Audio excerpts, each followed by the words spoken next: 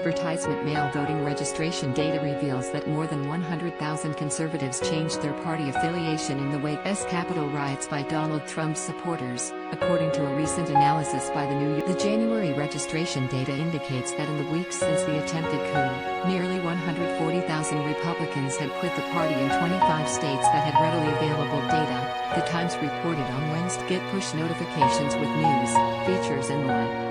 Follow and Yelp. Get the latest updates on this topic in your browser notification. By comparison, according to the paper, some 79,000 Democrats left the party since early January. While the Times notes that 19 states do not have information regarding registration by party, the states that do paint a vivid picture of dissatisfaction in some key areas. After the pro-Trump riots, more than 12,000 registered Republicans left the party in Pennsylvania, with some 33,000 leaving the GOP in California and more than 10,000 Republicans changing their affiliation. Both Arizona and Pennsylvania were hotly contested swing states in the last election, each decided by thousands of votes. One of those voters who changed their party affiliation was Juan Nunez, a 56-year-old Army veteran from Mechanicsburg, Pennsylvania, who told The Times that the insurrection broke his heart and was directly responsible for him fleeing the Republican. Earlier this month, Reuters reported that several former Republican officials had said they would leave the party in the wake of 6 attack, in which 5 people died. The outlet cited a number of former high-ranking officials from the George W. Bush administration who said they could no longer recognize their party and argued that current GOP lawmakers didn't do enough to denounce Trump's baseless election. The Republican Party as I knew it no longer exists,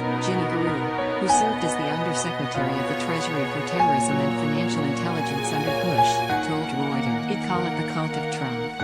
On Thursday, Reuters reported more than 120 people, including GOP officials and former Trump staffers, participated in a Zoom call about potentially creating a third party, though that still seems to be largely hypothetical and would face a number of its own logistics. Evan McMullin, the former chief policy director for the House Republican Conference and an independent candidate in the 2016 presidential election, hosted the call. He told Reuters, large portions of the Republican Party are radicalizing and threatening American democracy. The party needs to recommit to truth, reason and founding ideals, or there clearly needs to be some. Still, many Republicans are wary of leaving the party behind, with GOP Chair Ronna McDaniel recently saying the party needed to unite in order to be successful.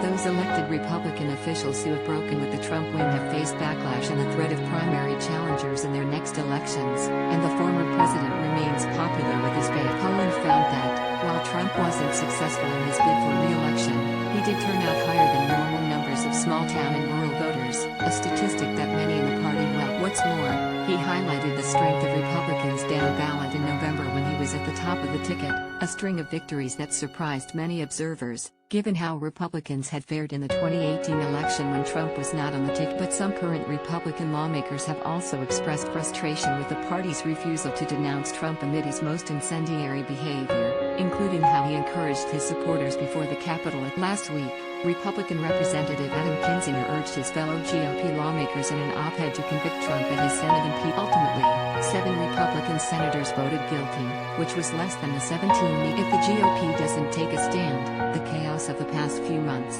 and the past 4 years, could quit. The future of our party and our country depends on confronting what happened, so it doesn't happen again, Kinzinger, a vocal Trump critic, wrote in his column for the Washington. Kinzinger argued that impeaching Trump was a matter of accountability rather than one of party politics. His conviction, which would have allowed him to be banned from running for federal office again, would help the party separate itself from the lies and conspiracy theories that have seeped from the former president into others in the GOP. Kinzinger. Impeachment offers a chance to say, enough is enough.